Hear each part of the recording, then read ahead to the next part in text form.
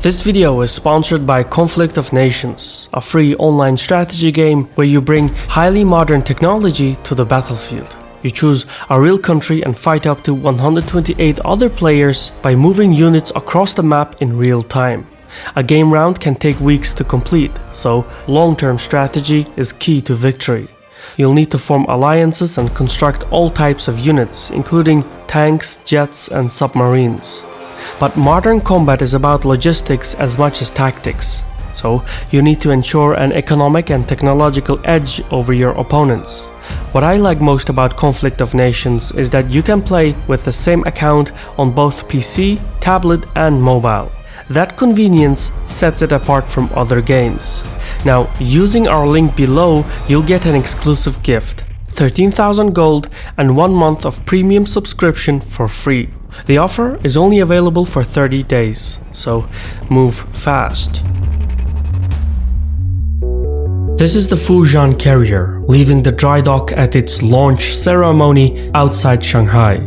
The Fujian is a new generation aircraft carrier equipped with the latest weaponry and technology. Going by tonnage, it is almost 40% bigger than previous Chinese aircraft carriers, which places the Fujian carrier in the same category as the US super carriers. The Fujian is also China's first domestically designed and built aircraft carrier, an important milestone for the Chinese military-industrial complex. China is now officially capable of manufacturing the full range of surface combat ships associated with modern naval warfare. The US Navy remains at the top of the food chain, but China's growing sea power is changing the equation. Beijing is transforming from a continental power to a sea power. Its strategy can be summed up in two phases: naval dominance in the first island chain by 2030 and naval supremacy in the second island chain by 2050.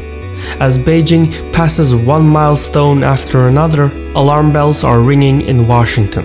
At the end of the day, peace is maintained by the equilibrium of forces, and will only continue for as long as this equilibrium exists.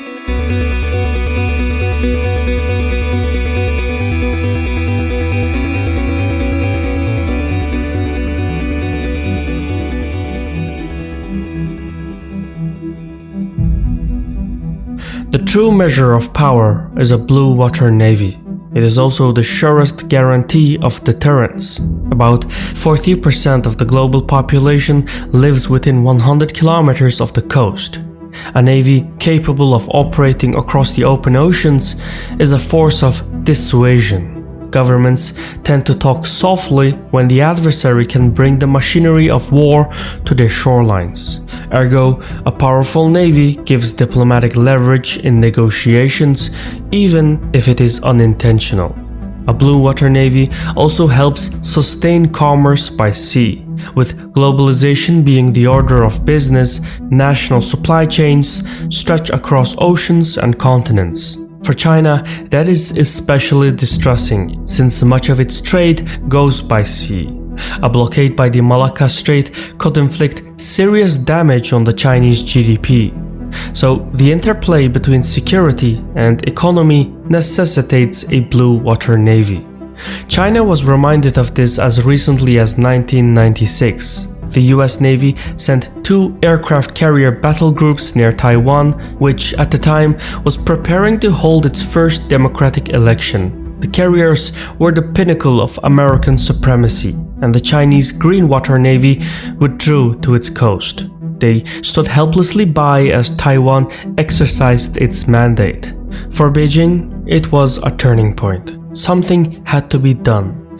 Immediately after the Taiwan Strait crisis, the People Liberation Army Navy, or PLA Navy for short, purchased destroyers from abroad, secured technology transfers, set up naval shipyards, designed warships for mass production, and so on. This process was so gradual, so subtle, that much of it went under the radar of media outlets. Now, 3 decades later, things have changed considerably. China's current naval policy is sea denial by means of anti-access area denial systems. These are a variety of missiles, air defenses, and electronic capabilities that can neutralize hostile forces and assets. The PLA Navy has invested vigorously in its anti-access area denial systems. While doing so, it has also developed lethal conventional forces that can exploit the openings their area denial weapons would create. By comparison, in 1996, during the Taiwan Strait crisis, China's area denial weapons weren't even capable of defending its coastline. The PLA Navy's missile arsenal could only reach as far as Taiwan and the US bases in South Korea. By 2003, however, China had expanded its inventory to hundreds of missiles, enough to deter foreign powers away from its coastline. By 2010, its inventory had grown to over 1,000 conventional short-range ballistic missiles. At the same time, it had developed more sophisticated missiles like the DF-21C, with an estimated range of 1,700 kilometers, capable of reaching targets in Japan and the Philippines. By 2017, China had built thousands of conventional medium-range ballistic missiles and hundreds of conventional intermediate-range ballistic missiles capable of reaching as far as Guam. Today, Chinese firepower at sea, complemented by its missile umbrella, is turning the scale in the Pacific. The PLA Navy is moving more routinely beyond its comfort zone. In some places, like the Yellow Sea, the East China Sea, and the South China Sea, the PLA Navy is openly contesting international waters. Going by gross tonnage, in 2019, the US Navy accounted for more than twice as much as the PLA Navy, 4.6 million tons to 1.8 million tons. That means the US Navy is still the top dog in combat capability. But the PLA Navy is growing at a remarkable rate, and Beijing isn't done yet. If naval construction keeps pace, China will have 5 or 6 aircraft carriers by 2030. That still falls short compared to America's 11, but China's naval objectives for Phase 1 are closer to home. While the US Navy must operate in every corner of the world, the PLA Navy's focus sits within the First Island Chain. For context, the First Island Chain is an arc of archipelagos that runs from Borneo to the Philippines, Taiwan, and Japan. By 2030, as part of Phase 1, the PLA Navy plans to rule the waves within that space. China doesn't need to match America ship for ship or tonnage for tonnage to accomplish supremacy in the First Island Chain. In case of hostilities, the PLA Navy would operate under the cover of land-based missiles and fighter jets coming in from the mainland. Any hostile fleet within the First Island Chain would be overwhelmed by missiles, torpedoes, and rockets. China's disputed territories, whether in the Yellow Sea, the East China Sea, or the South China Sea, serve this strategic end.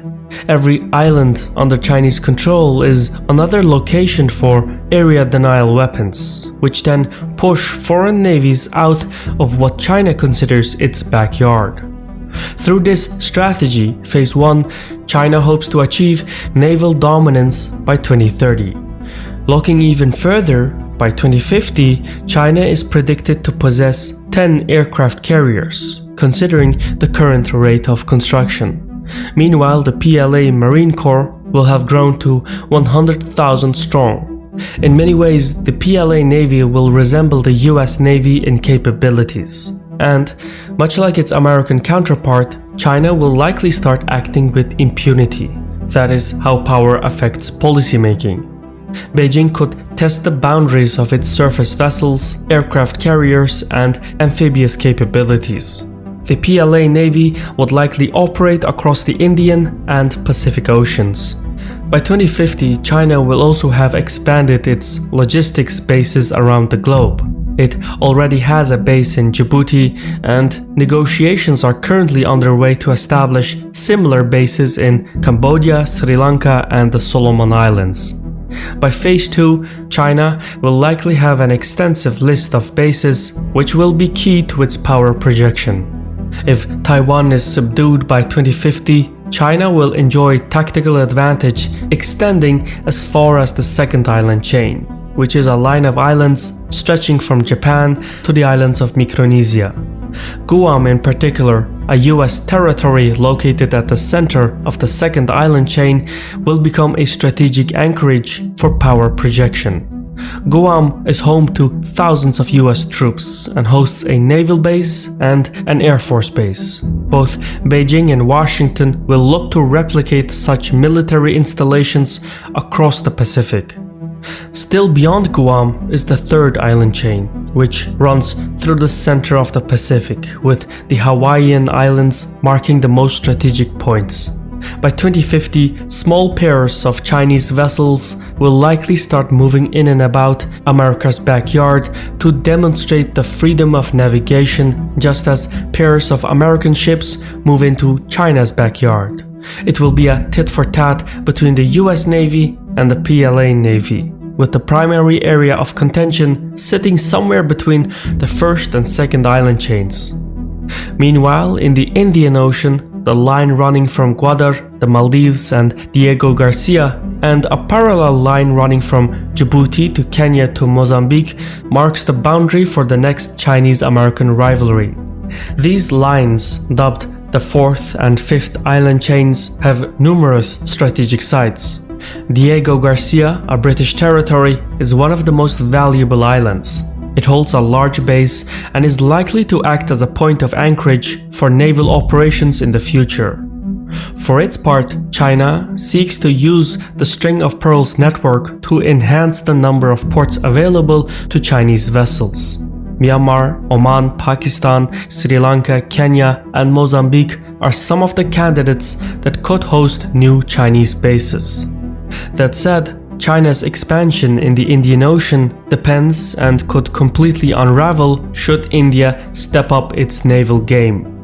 The Quad alliance, which Washington is spearheading, looks to contain China's naval aspirations by joining the resources of Japan, India, Australia, and the United States.